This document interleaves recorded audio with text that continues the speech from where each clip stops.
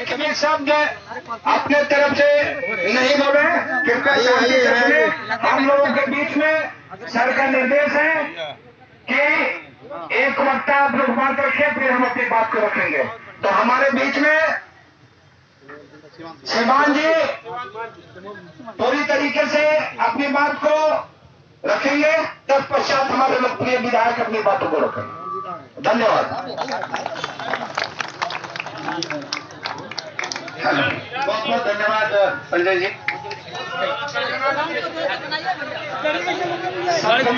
मैं तमाम चाहूंगा कि आप 3 ड्रॉप साइलेंस बना दें। सभी शिक्षक हैं। गाड़ी घुमा लीजिए थोड़ा सा, इधर घूम जाइए।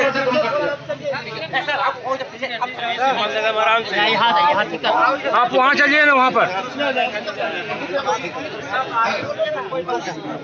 जो व्यवस्था है, इसी व्यवस्था के बीच में हम लोगों को सर तक अपनी आवाज को पहुंचाना है, और सर तक आवाज पहुंच जाए, यही हमारी ख्वाहिश है, यही हमारी मांग है। तख्ती ऊपर गिरे, तख्ती। सर, माननीय विधायक हमारे बीच उपस्थित है, और विधायक जी के भी मन में लग रहा होगा कि एकाएक हमारे दरवाजे पर इतनी भीड़ क्यों इकट्ठा हो गई। आज आपके दरवाजे पर यह भीड़ इकट्ठा करना हमारी मजबूरी है, क्योंकि पदाधिकारी और अधिकारीगण हमारे टेट पास सहायक अध्यापकों के साथ इस तरह से छल करते आ रहे हैं पिछले 1.5 सालों से।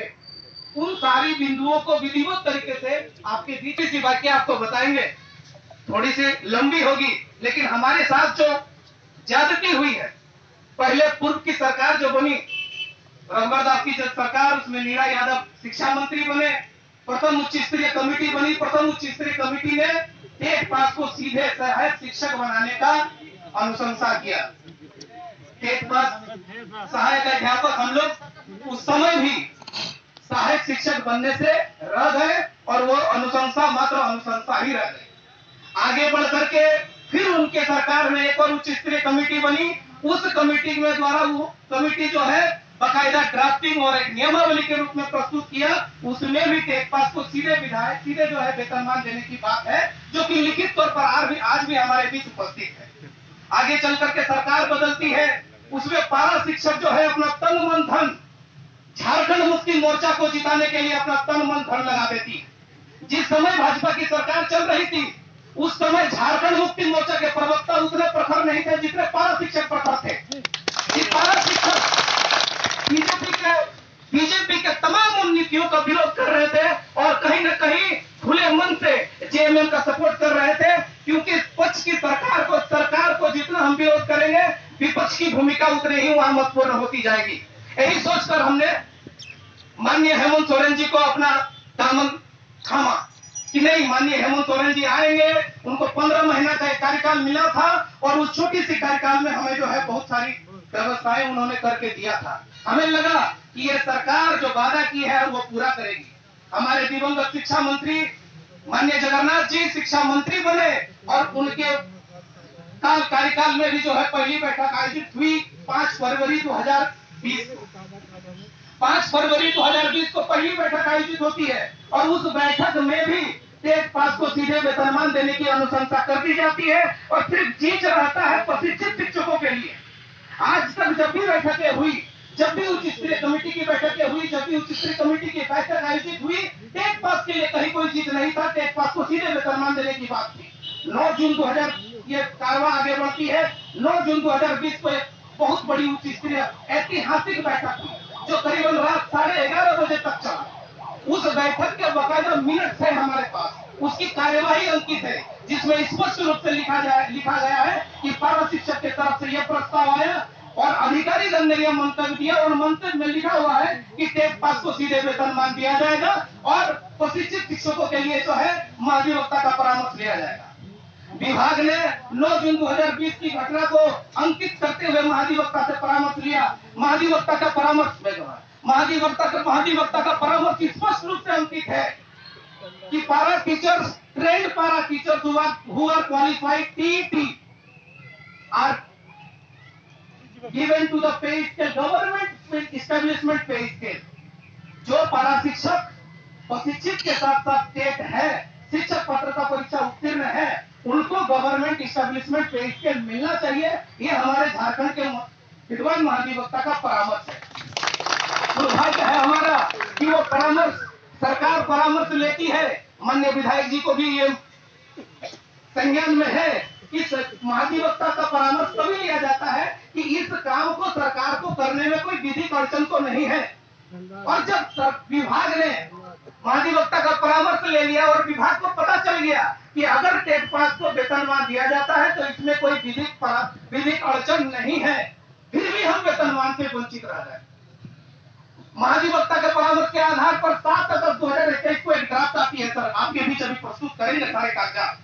7 अगस्त 2021 को एक ड्राफ्ट आती है, 6 पेज का वो ड्राफ्ट है, जिसमें भले वेतनमान पूर्ण नहीं है लेकिन वेतनमान समतुल्य मानदेय है, जिसमें जिक्र किया है वो विधि विभाग से भी पारित है और वित्त विभाग से भी जो है अनुशंसित है कि टेट पास पारा शिक्षकों को सीधे वेतनमान समतुल्य मानदेय दिया जाएगा 7th पे रिवीजन पर, और वो भी उसमें टीए भी अंकित है, एचआरए भी अंकित है। आपको जान करके हैरान होगा कि इतनी सारी कागजात हमारे पक्ष में होने के बावजूद भी आज हम लोग टेट पास सड़क पर है और वेतनमान से महरूम है। आगे बढ़ते हैं, हम लोग बड़े भाई का रोल अदा किए कि हमारे साथ साथ अगर प्रशिक्षित शिक्षकों को भी मिल जाता है, भाइयों को भी मिल जाता है तो कोई दिक्कत नहीं।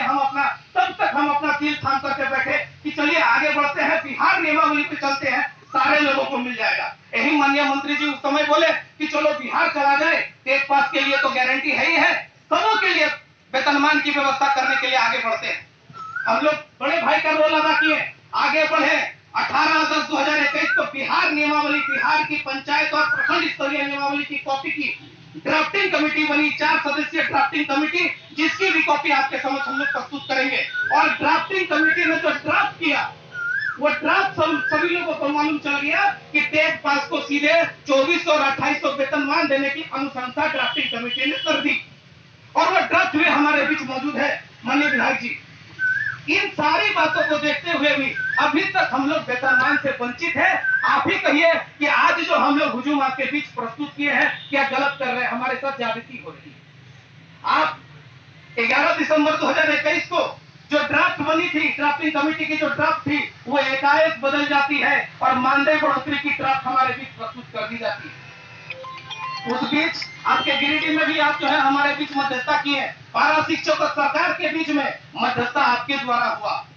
हम लोग उसको तहे दिल से स्वीकार किए। आपने जो बोला हम लोगों ने स्वीकार किया कि ठीक है, इस बार इसको ले लो, आगे चल करके टेट पास के लिए हम एक बैठक का आयोजन करेंगे और टेट पास के लिए स्पेशल हम कुछ व्यवस्था आपके लिए करेंगे।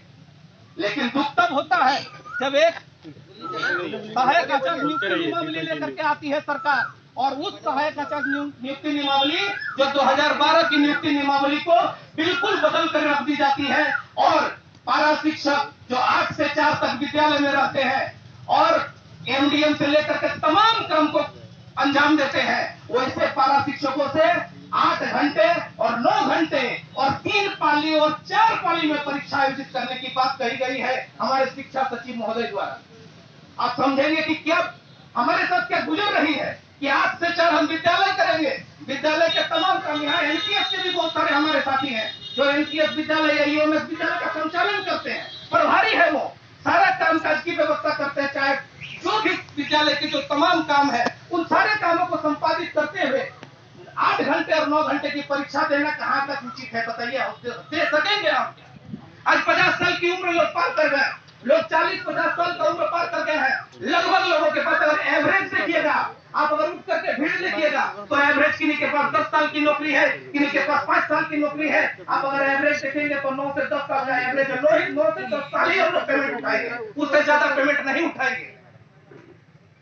ये व्यवस्था हमारे साथ है, इसको किस तरह से आप पाटिएगा, किस तरह से टेट पास को वेतनमान दिलवाइएगा, ये आपके हाथ में है। क्योंकि झारखंड मुक्ति मोर्चा की सरकार आपके अंदर है, झारखंड मुक्ति मोर्चा की सरकार, क्योंकि हम लोग आपके फेसबुक पेज में आपको फॉलो करते हैं, आपको देखते हैं, वहां देखते हैं कि छोटी छोटी जो सरकार द्वारा जो छोटा छोटा निर्णय लिया जाता है, आपकी उसमें अहम भूमिका होती है। चाहे छोटी चाहे जीएसटी की बात हो, चाहे राज्य में कोई बहुत बड़े विषय पर निर्णय लेना हो, आपकी उसमें अहम भूमिका होती है। हम पारा शिक्षक उसको फॉलो करते हैं और उसी को फॉलो करते हैं आपके दरवाजे पर आए हैं कि आप ही जो है जो हमारा पार लगा सकते हैं, आप ही हैं जो हमें वेतनमान दिला सकते हैं।